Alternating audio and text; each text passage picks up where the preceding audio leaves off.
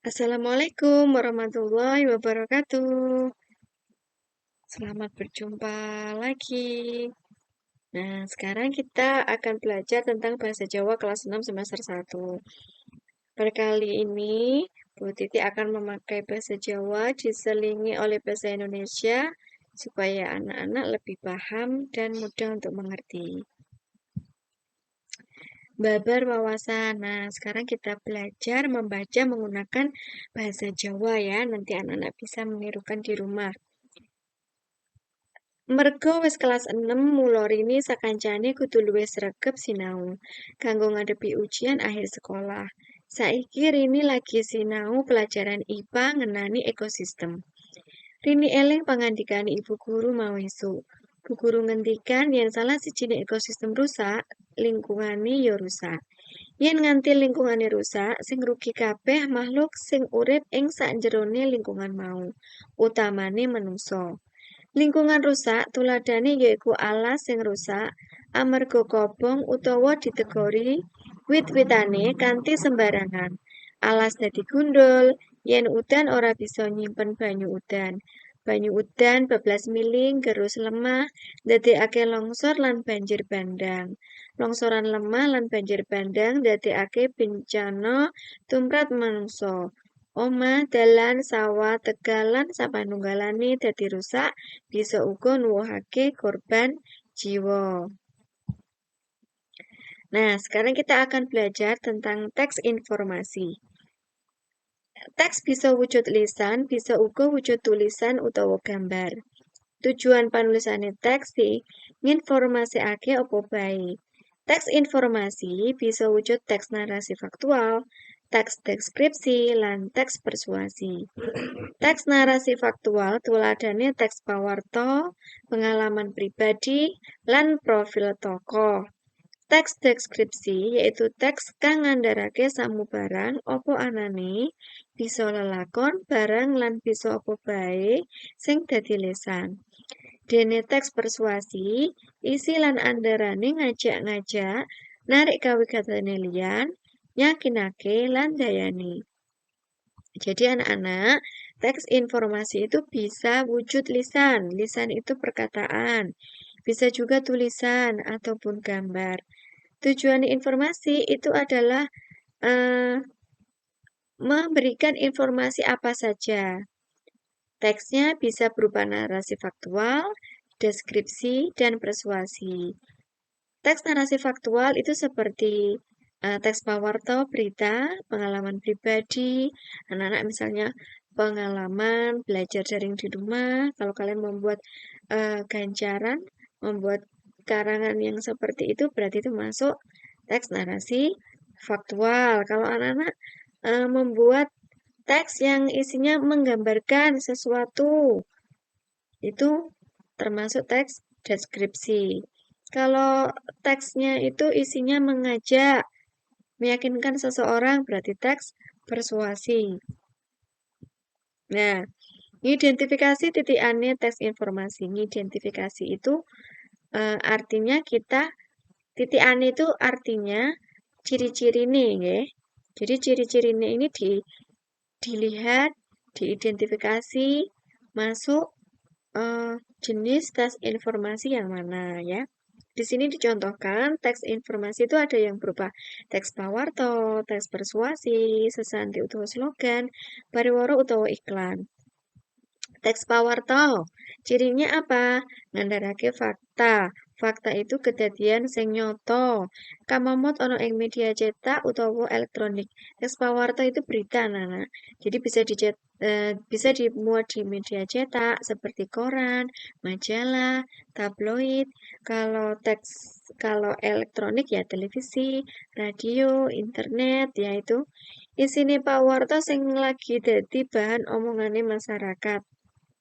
Nah, itu beritanya itu faktual, hangat, sedang dibicarakan oleh masyarakat atau terjadi pada waktu itu. Nah, ini contohnya ya. Teks pawarta ini Bu Titi sudah ngasih contoh. Nah, di sini contohnya banjir bandang lan longsor Trenggalek. Kita coba baca biar Ini Bupati Trenggalek Emil Elestianto Dardak ngirim pesan ringkes marang kantor berita Antara ngandharake yen wis dumadi prahara lemah longsor lan banjir bandang. Lemah longsor lan banjir bandang nrajang telung kecamatan ing Kabupaten Trenggalek, yaiku Kecamatan Munjungan, Gandungsari lan Kampak.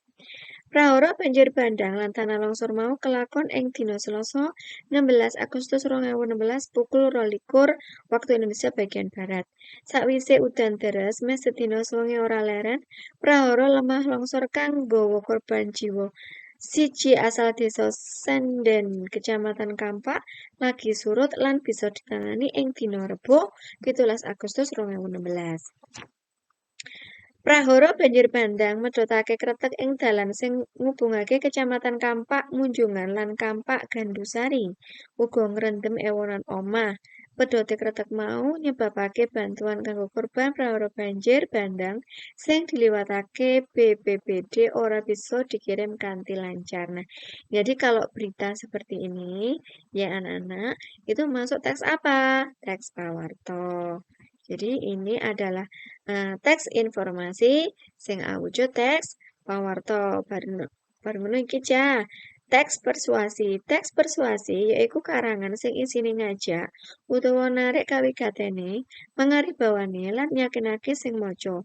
Wujud gancaran isine ngajak, ngelingake, mamerake lan nawakake. Nah, ini contohnya persuasi ya. Judulnya ini ngopeni banyu sumber panguripan. Ini Ibu Titi ingatkan kembali, kalau menulis judul itu huruf pertama awal kata itu besar ya anak-anak. Jadi huruf awal kata itu besar. Ngopeni N-nya besar, banyu B-nya besar, S sumber S-nya besar, panguripan P-nya besar. Nah ini ya. Nah ini banjir, bandang, langsar, Trenggalek lah. Ini kenapa lan kok L-nya kecil tidak besar karena ini kata depan ya anak-anak. Jadi di, ke, dari, dan itu ditulis kecil. Ini ya kita baca. Banyu wujudake sumber panguripan. Makhluk sing urip ora bakal bisa urip tanpa banyu. Banyu sing dibutuhake banyu sing resik, banyu kang bebas polusi. Nyatane ing jaman saiki angel banget golek banyu sing resik bebas polusi. Tuk banyu lan kali wis akeh sing asat amarga wit-witan sing nandhon banyu wis entek ditegori. Banyu kali ya wis kena polusi amarga kanggo buangan uwoh lan limbah pomahan uga limbah pabrik. Uwoh resek iku sampah ya, Cah. Artine banyu kali kang kebak uwoh lan limbah mili menyang segara, segara kuwi laut. Mulane segara dadi reget utawa tercemar. Supaya ora kekurangan banyu resik, ayo. Nah, ciri dari teks persuasi biasanya itu ada kata ayo. Ya, karena apa? Cirinya ini tadi.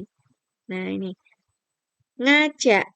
Ngajak dengan kata ayo ini berarti ini teks ini mengajak kita. Nah, seperti itu. Jadi, kalau ada teks kemudian ada kata ayo, kalau bahasa Indonesia ada kata mari, berarti itu adalah teks persuasi. Lanjut ya. Ojo buang sampah lan limbah menyang kali. Mula saka iku ayo bebarengan gumegrah ngopeni banyu minangka sumber panguripan. Nah, di sini ada kata ojo. Nah, kita lihat cirinya tadi. Ngelingake. Nah, ngelingake adewe yang larang. Ngelingake adewe supaya orang buang sampah lan limbah menyang kali. Nah, teks berikutnya teks informasi berikutnya adalah sesanti utawa slogan sing isine ngajak lan ngelingake. Nah, di sini ya. Slogan contohnya tulodo iku contoh ya. Contohnya slogan kayata visi misi sekolah, visi misi instansi atau perusahaan, partai politik lan sapanunggalane. Nah, ini contohnya negor sawit nandur 100 bibit. Artinya apa, Cah? Artinya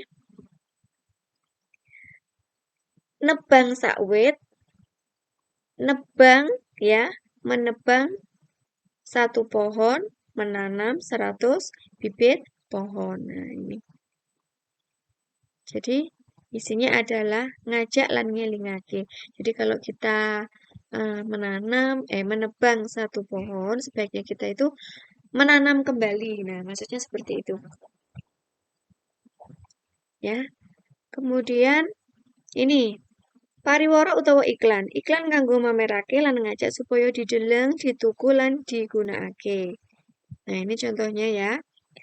Iklannya ini adalah iklan sabun deterjen rakyat yang mereknya Dera. Nah, supaya apa? Jadi ini sabun deterjen rakyat ramah lingkungan. Nah,